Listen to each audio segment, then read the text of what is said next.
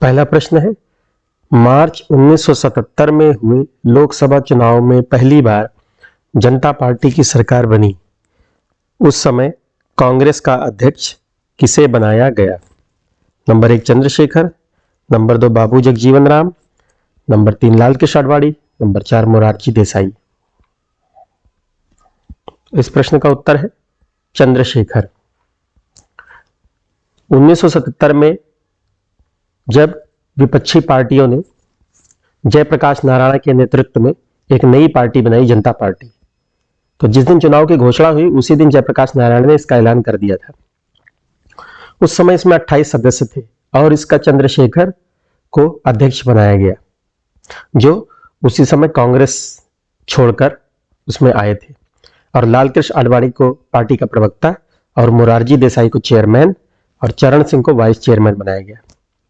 यानी उसके आगे चल के जो दोनों प्रधानमंत्री बने, यानी मोरारजी देसाई और चरण सिंह, उसमें मोरारजी देसाई को चेयरमैन और चरण सिंह को वाइस चेयरमैन जनता पार्टी में बनाया गया था, और अध्यक्ष चंद्रशेखर को और लाल कृष्ण आडवाणी को पार्टी प्रवक्ता बनाया गया था। चंद्रशेखर को युवा तुर्क भी कहा जाता था। चंद्रशेखर के बारे में थोड़ी सी बात यह है कि 1951 में वो सबसे पहले सोशलिस्ट पार्टी में शामिल हुए, और जब सोशलिस्ट पार्टी में दरार आ गई तो चंद्रशेखर ने कांग्रेस को ज्वाइन कर लिया और कांग्रेस को महासचिव भी नियुक्त कर दिया गया 1967 में। लेकिन चंद्रशेखर अपनी ही स्टाइल में काम करते थे और उन्होंने उसमें आवाज उठाना शुरू किया, जैसे सामंतों के बढ़ते अधिकार पर और सामाजिक बदलाव लाने की नीति पर। तो इस वजह से उनको उसी समय से युवा तुर्क कहा जाने लगा था। अब उसके बाद में चंद्रशेखर कांग्रेस में थे और कांग्रेस में रहते हुए उन्होंने इंदिरा गांधी की कुछ नीतियों का विरोध किया, और जब जयप्रकाश नारायण ने इंदिरा गांधी की नीतियों के विरोध में रामलीला मैदान में आंदोलन शुरू किया, और एक बहुत बड़ा आंदोलन उसके इमरजेंसी लगने के बाद शुरू हुआ, तो चंद्रशेखर ने जेपी को भी पूरा खुलकर समर्थन दिया, और इस वजह से चंद्रशेखर भी जेल भेजे गए। यानी कांग्रेस में रहते हुए वो जेल भेजे गए और पटियाला जेल में रखे गए। यहां एक बात ये ध्यान देने वाली है कि 1975 में जब इमरजेंसी लगी तो जो नेता जेल में भेजे गए थे उसमें सिर्फ 2 नेता ऐसे थे जिनको अकेले रखा गया था, यानी एकांत कारावास में रखा गया था। एक चंद्रशेखर और दूसरे जॉर्ज फर्नांडिस। तो चंद्रशेखर ने जो सबसे पहला चुनाव लड़ा वो 1962 में उत्तर प्रदेश से राज्यसभा चुनाव लड़के वो गए, और उसके बाद से वो लगातार सांसद रहे, सिर्फ 84 से लेके 79 तक को छोड़ के। 1979 में, जिसके बाद कि वो 91 में प्रधानमंत्री भी बने, वो 1979 में 2 जगह से उन्होंने चुनाव लड़ा, एक अपने गृह जनपद बलिया से और दूसरा महाराजगंज से। बाद में महाराजगंज की सीट छोड़ दी और बलिया से वो सांसद बने रहे। तो चंद्रशेखर इंदिरा गांधी, जनता पार्टी और उसके बाद फिर राजीव गांधी और वीपी सिंह, इन सारी सरकारों का चंद्रशेखर ने कार्यकाल देखा। लेकिन एक ये इंटरेस्टिंग बात ये है कि इतनी सरकारों में रहने के बाद भी वे कभी मंत्री नहीं बने, यानी उन्होंने कोई कैबिनेट मंत्री पद नहीं लिया। 1951 में डायरेक्ट प्रधानमंत्री बने। हाँ, उस प्रधानमंत्रित्व काल में उन्होंने जरूर कई विभागों को अपने पास रखा था। तो ये चंद्रशेखर का सफर रहा, और चंद्रशेखर उसके बाद भी जनता पार्टी में बने रहे प्रधानमंत्री पद से हटने के बाद। चंद्रशेखर ने एक जीवनी लिखी है जिसका नाम है जिंदगी का कारवां, और उनके समाधि स्थल का नाम है जननायक स्थल। तो जीवनी और उनके समाधि स्थल दोनों का एक नाम है। जननायक स्थल समाधि ये यमुना नदी के किनारे दिल्ली में स्थित है। अगला प्रश्न है कि मार्च 2077 में हुए लोकसभा चुनाव में जनता पार्टी को सबसे ज्यादा 298 सीटें मिली थी, तो उसके किस घटक को सबसे ज्यादा सीटें मिली थी?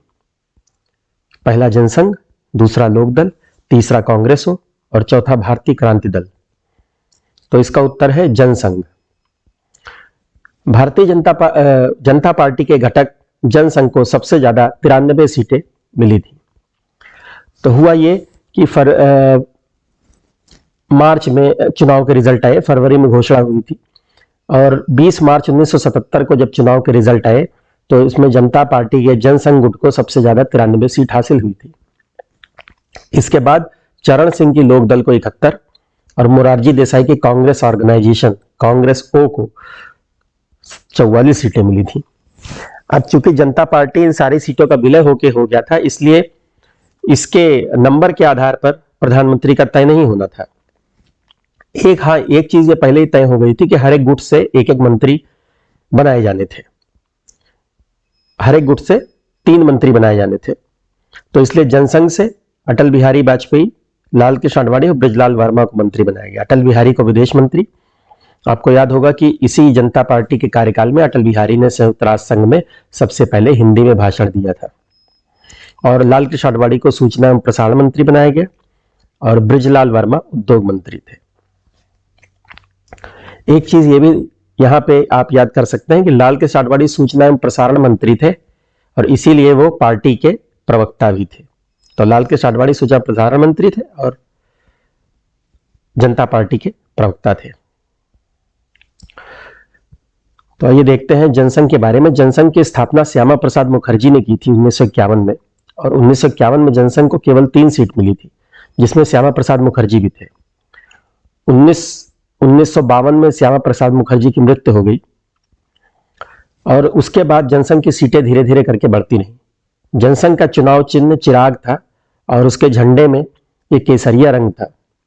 जनसंघ के कुछ प्रमुख अध्यक्ष हैं डॉक्टर श्यामा प्रसाद मुखर्जी 51 से 52 तक, दीनदयाल उपाध्याय 67 से 68 तक, उसके बाद दीनदयाल उपाध्याय की मृत्यु हो गई। और आज भी एकात्म मानववाद जो दीनदयाल का सिद्धांत है उसको जनसंघ ने अपनाया और इस समय कुछ हद तक बीजेपी भी उसको अपना रही है। अटल बिहारी वाजपेयी 69 से 71 तक और लाल कृष्ण आडवाणी 73 से 77 तक। एक बात यहां पर और गौर करने वाली है कि जनसंघ ने जिस समय 93 सीटें जीती यानी 1977 के चुनाव में और जनता पार्टी में का घटक बनी, उस समय पे जनसंघ के अध्यक्ष लाल कृष्ण आडवाणी थे, अटल बिहारी वाजपेयी नहीं। जबकि 1980 में जब जनसंघ से अलग होकर नेताओं ने एक नई पार्टी यानी भारतीय जनता पार्टी का गठन किया तो उस समय उसके पहले अध्यक्ष अटल बिहारी वाजपेयी बनाए गए। अगला प्रश्न है कि 1975 में आपातकाल के दौरान तत्कालीन सरकार द्वारा संविधान समीक्षा के लिए कमेटी का गठन किया गया था। वह कमेटी किस नाम से जानी जाती थी? Number 1 N Palkhivala committee, number 2 Swaran Singh committee, number 3 Zail Singh committee, number 4 Siddhartha Shankar Ray committee. तो इसका सही उत्तर है स्वर्ण सिंह कमेटी। तो इंदिरा गांधी ने जून 1975 में जैसे ही आपातकाल लागू किया उसके तुरंत बाद इंदिरा गांधी ने सरदार स्वर्ण सिंह की चेयरमैनशिप में कमेटी का गठन किया, जिसका काम था पिछले अनुभवों के आलोक में संविधान संशोधन के प्रश्न का अध्ययन करना। यानी इंदिरा गांधी संविधान संशोधन करना चाहती थी। कुल मिला के कि उस संविधान में वो संशोधन करके सत्ता का काफी भाग अपने पास रखना चाहती थी। तो इसी कमेटी के सुझाव पे संविधान में 42वें संशोधन के तहत कई बदलाव किए गए। जैसे आपने सुना होगा कि संविधान की प्रस्तावना में बदलाव किया गया, सेकुलर सोशलिस्ट टर्म जोड़ा गया और 10 मौलिक कर्तव्य को शामिल किया गया। तो आइए बात करते हैं कि इस आपातकाल के दौरान कौन कौन से संविधान संशोधन किए गए। तो आपातकाल के दौरान 39वें से 42वें संविधान संशोधन तक किए गए, यानी 39, 40, 41 और 42 ये 4 संविधान संशोधन आपातकाल के दौरान यानी 1975 से लेकर 1977 तक के बीच में ये किए गए। इसमें 39वां और 42वां संविधान संशोधन प्रमुख है क्योंकि यह इसके पहले जो केशवानंद भारती मामला आया था जिसमें सुप्रीम कोर्ट ने ऑर्डर दिया था कि संविधान के बुनियादी ढांचे को डिस्टर्ब नहीं किया जा सकता। तो बुनियादी ढांचे के सिद्धांत को खत्म करने के लिए या उसकी पावर कम करने के लिए ये 39वें और 42वें संशोधन स्वर्ण सिंह कमेटी की रिपोर्ट के आधार पर सरकार ने किए थे। आइए देखते हैं कौन कौन से संशोधन थे। 39वें संशोधन में राष्ट्रपति, उपराष्ट्रपति, प्रधानमंत्री और लोकसभा अध्यक्ष के चुनाव को कोर्ट में चुनौती नहीं दी जा सकती, यानी कोर्ट के जांच के दायरे से बाहर होंगे।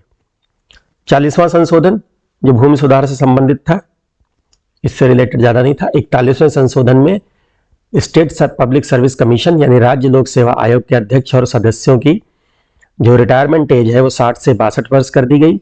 और 42वां संशोधन जो जिसमें 10 मौलिक कर्तव्य शामिल किए गए। इंदिरा गांधी का यह मानना था कि आपातकाल में कि अगर जनता के कुछ मूल अधिकार है तो उनके मौलिक कर्तव्य भी होने चाहिए जिसको जनता को पालन करना चाहिए। तो 10 मौलिक कर्तव्य शामिल किए गए। उसके अलावा संविधान की प्रस्तावना में संप्रभु, समाजवादी, धर्मनिरपेक्ष, लोकतांत्रिक गणराज्य ये टर्म का यूज किया गया, यानी सोवेरियन, सोशलिस्ट, सेकुलर, रिपब्लिक। तो ये संप्रभु, समाजवादी, धर्मनिरपेक्ष, लोकतांत्रिक गणराज्य ये प्रस्तावना में शामिल किया गया। उसके अलावा लोकसभा और विधानसभा का कार्यकाल 5 से बढ़ाकर 6 साल कर दिया गया। इंदिरा गांधी को यह लगता था कि हो सकता है हमें इमरजेंसी ज्यादा बढ़ानी पड़े, तो इसलिए उन्होंने लोकसभा और विधानसभा का भी कार्यकाल बढ़ा दिया। और चौथा जो बहुत इंपॉर्टेंट संशोधन की कानून की अदालत में यानी कोर्ट ऑफ लॉ में इन संशोधनों पर कोई सवाल नहीं उठाया जा सकता। तो इसलिए 39वां और 42वां संशोधन ये बहुत ही महत्वपूर्ण है, क्योंकि उसमें दोनों में सरकार ने ये मनमानी करी थी कि इसमें कोई चेंज नहीं किया जा सकता। इसमें 42वां संशोधन एग्जाम के लिहाज से बहुत ही महत्वपूर्ण है, जिसमें 4 चेंज किए गए। इसको जरूर याद रखिएगा। 10 मौलिक कर्तव्यों को जोड़ा गया और संप्रभु, समाजवादी, धर्मनिरपेक्ष गणराज्य जोड़ा गया। लोकसभा और विधानसभा का कार्यकाल 5 साल से 6 साल किया गया और इन संशोधनों पर कोई सवाल नहीं उठाया जा सकता।